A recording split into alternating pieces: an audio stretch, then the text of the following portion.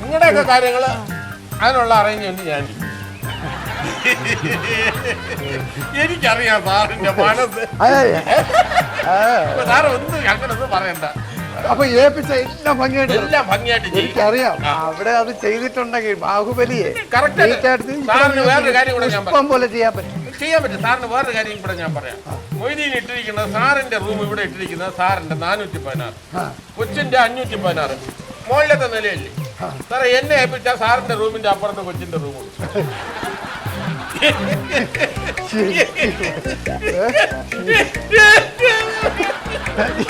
കള്ളനാണ് നിങ്ങൾ.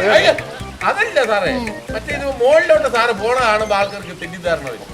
ഒരുപാട് തൊട്ടപ്പുറത്തെ റൂം എന്ന് പറയുമ്പോ നിങ്ങൾക്ക് തെറ്റിദ്ധാരണ ഇല്ല.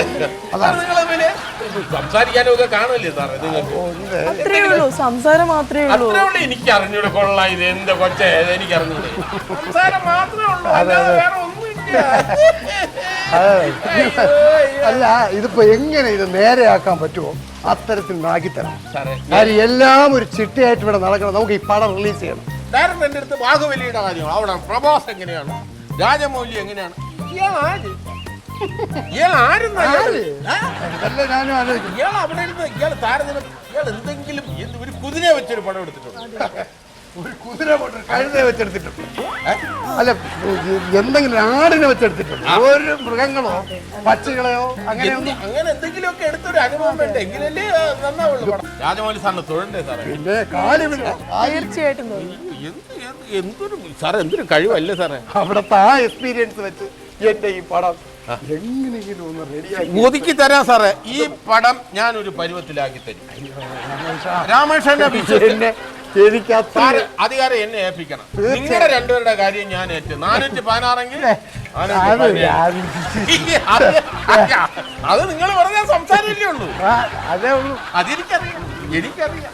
അപ്പൊ സാർ എന്നെ ഒരു മീറ്റിംഗ് വിളിച്ചു കൂട്ടി എന്നെ ഒന്ന് ചുമതലയേൽപ്പിക്കും. തീർച്ചയായിട്ടും അടുത്ത നിമിഷത്തിൽ ഉണ്ടാവുമല്ലോ. ഉണ്ടാവും സാർ. എത്രയും പെട്ടെന്ന് സാർ എന്നെ അല്ല, ഞാൻ പറഞ്ഞ അവര് നമ്മള് ഓവർടേക്ക് ചെയ്യാണെന്ന് വിചാരിക്കും.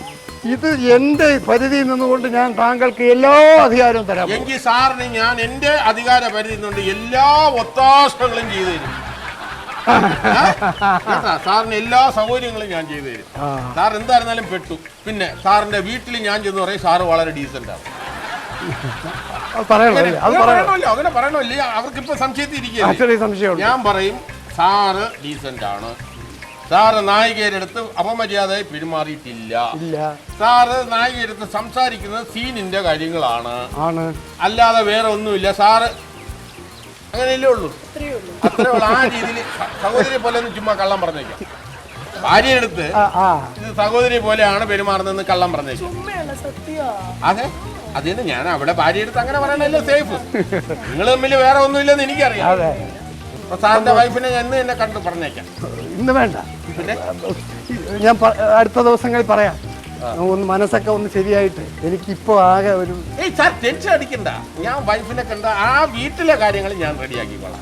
ഞാൻ വൈഫിനെ പറഞ്ഞ് മനസ്സിലാക്കിക്കോളാം. ഇവിടെ നായികയായിട്ട് ഒരു രീതിയിലുള്ള കുഴപ്പങ്ങളും ഇല്ല. മര്യാദയ്ക്ക് അന്തസ്സോടെ സഹോദരിയെ പോലെ പെരുമാറുന്നു.